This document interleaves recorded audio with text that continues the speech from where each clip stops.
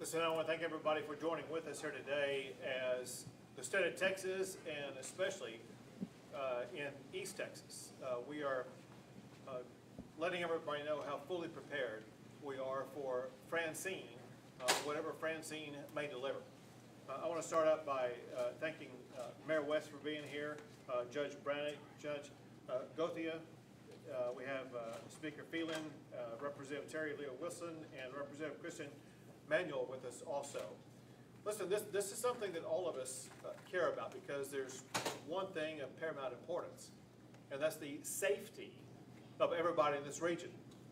We all know that the current projected path of Francine looks like it's headed toward Louisiana. We also know, however, that storms, even in the recent past, sometimes can deviate from what the prediction is. So for one, we're concerned about the possibility of the storm altering its course, moving more towards Texas, in which case the area that would be most likely challenged would be where we are right now, in Jefferson County, over in Orange County, and surrounding areas. But even if the current track stays true and Francine goes directly into Louisiana, there are still going to be enormous challenges in Jefferson and Orange counties and in this area. It's important for everybody to be prepared for a lot of rain. Could be some flash flooding taking place. Could be gathering water upstream that comes downstream to this region where we are right now, that poses all kinds of challenges for people.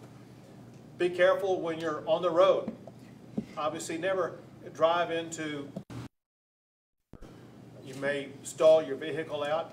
You could be swept away. There's a simple saying that is always true, and that is, turn around, don't drown. Another thing that is predicted for the northeast part of the Gulf, or southeast Texas, is there should be some meaningful winds taking place. Could be 25, 30, 35 mile per hour winds, even on this side of the storm. So again, Texans in this area need to be prepared for those winds. And then, of course, another thing that goes along with a storm like this are rip tides. If you go out into the water, into the ocean, you cannot necessarily see those rip tides. You could be caught up in them and lose your life. There's so many ways in which everybody in this region, where your life could be in danger if you don't take very simple precautions and make sure that you are staying safe. One thing that we as a state are doing is we are deploying all of the resources needed to make sure that everybody in Southeast Texas is going to have all the tools and resources they need to be able to respond to Francine. For example, the Texas Division of Emergency Management has already deployed resources all the way from Brownsville to Beaumont. The National Guard, they have a dedicated team right here in Beaumont of more than 30 National Guard, with additional National Guard in backup in the event that their resources are needed. We have search and rescue teams that actually have already been involved in rescuing people down in the Brownsville area, and maybe in other areas also. But they will be here in the event that people get caught in a situation they cannot get out of without the assistance of a search and rescue team. We have every type of resource that's needed to make sure that the people of Southeast Texas are going to be able to weather the storm. One thing, however, that we count on at the state level is input from the local level. As a result, Chief Kidd and myself, we remain in constant contact with local officials. We have an ask about twice a day. Do you have any unmet needs? And if there's any need whatsoever in Southeast Texas, that need is going to be met by the state of Texas as we get through this storm. The state of Texas has 24 state agencies that are actively responding to this storm right now. Let me add this. Maybe the most important participant in responding to this is going to be the power company. Yes, we need to be able to weather the storm, the rain, the wind, but it's an imperative that your power stays on.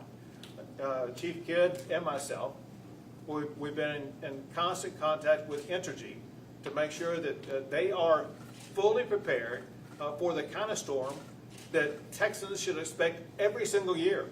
This is not an unusual storm. It's a storm that we are equipped and should be equipped to deal with. That includes power companies being equipped to deal with this storm. We just got reassurances from Entergy. They are prepared for this. And in other regions of the state of Texas, we have received similar reassurances. That said, it's one thing to say you're prepared. It's another to deliver on that preparation. My expectation, your expectation, is that either no one will lose power, or in the event that power lines get blown down by wind, that power is restored within hours, not within days. Texans should not have to go without power for days on end in response to what should be a relatively minimal storm compared to some other types of storms that Texas has dealt with in the past. Bottom line, Texans need to know that we're doing everything that needs to be done to be fully prepared for this, from the state level, from the local level, to the power level. Now it's time for all of us to deliver. Next, we're going to Judge Brannon. Well, thank you, Governor. We appreciate you, as always, being here, as you've been here during all of our prior natural disasters, some of which have been very significant. I, for one, am extremely appreciative of the state of Texas. Although not with the county at the time, I was here during Hurricane Rita, and after that, while with the county, with Humberto, Gustav, Edward, Ike, Imelda, Harvey, and I've noticed that over the last 20 years, the state's taken a much more holistic approach to emergency preparation and reaction.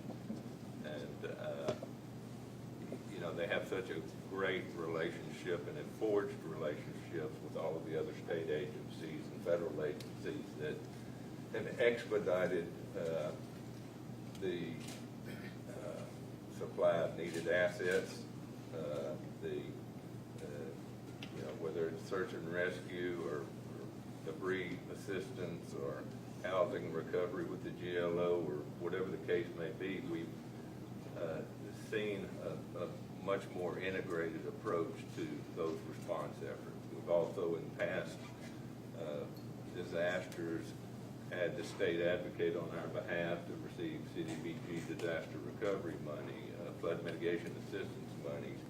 And so, as a result, our drainage systems are much better off today than they were when we had Harvey. Our seawall is being improved because it's advocating with our federal counterparts for under the Water Resources Development Act.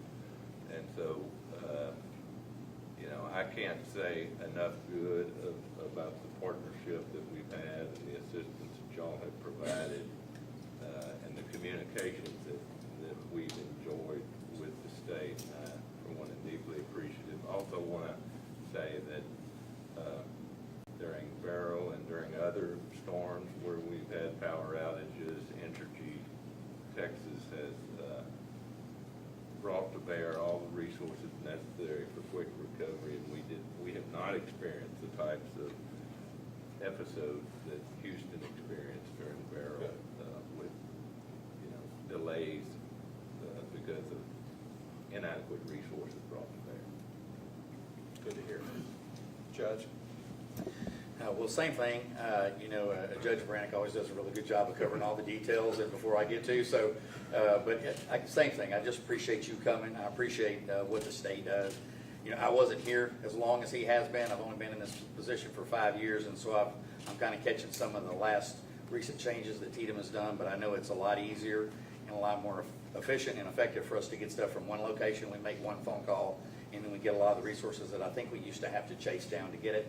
having, Speaker Phelan as well, Senator Nichols, these folks we can call and talk to. They always answer the phone. I know sometimes they probably like not to, but they do. We have a huge amount of resources that we have to our availability. My emergency management coordinator, Joel Ordwayne, does a fantastic job. We all coordinate together, all the counties coordinate together in this region because it affects all of us. And even if it doesn't hit us direct, we want to help our neighbors, and we all do that. And so it's just important that we're able to do that now, and that we're able to kind of keep that on track. And again, to our neighbors in Louisiana, we want to, we wish them the best, and our prayers are with them. But we are prepared in Orange County. We're prepared if this thing does make a change. We know that we're ready to go. Entergy, again, to everybody's point, they have done a really good job in the past with making sure we have quick recovery.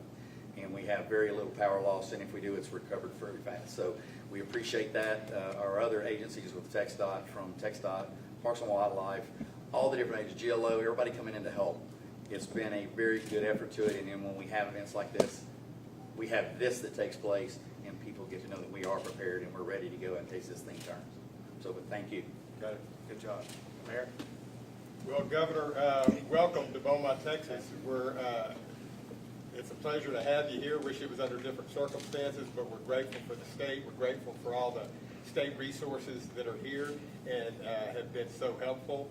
And certainly, the city of Beaumont, we want to remind all our residents to be vigilant and pay attention to this storm. It still has a long ways to go, and we want to make sure that we keep all our residents safe. I know our Emergency Operations Center is stood up, ready to go. We're well prepared. So are all our departments within the city, and we'll certainly respond and meet the needs of all our residents. But we do want to make sure we keep them well informed and really appreciate the local and state partnerships that we have.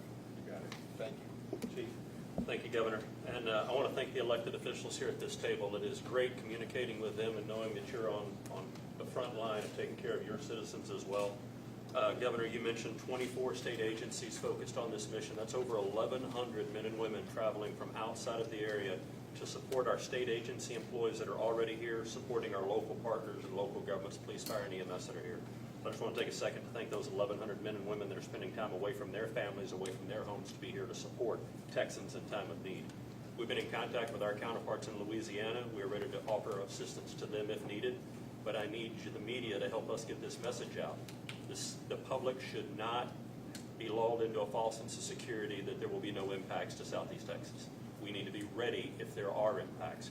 You can see we have state agencies ready to support, but nothing will protect a family more than a protected family taking care of themselves. So please have a family communication plan. Take time to talk to your friends and family today, this afternoon, and make sure you have the resources that you need. Very good. We'll take a few questions. Anyone?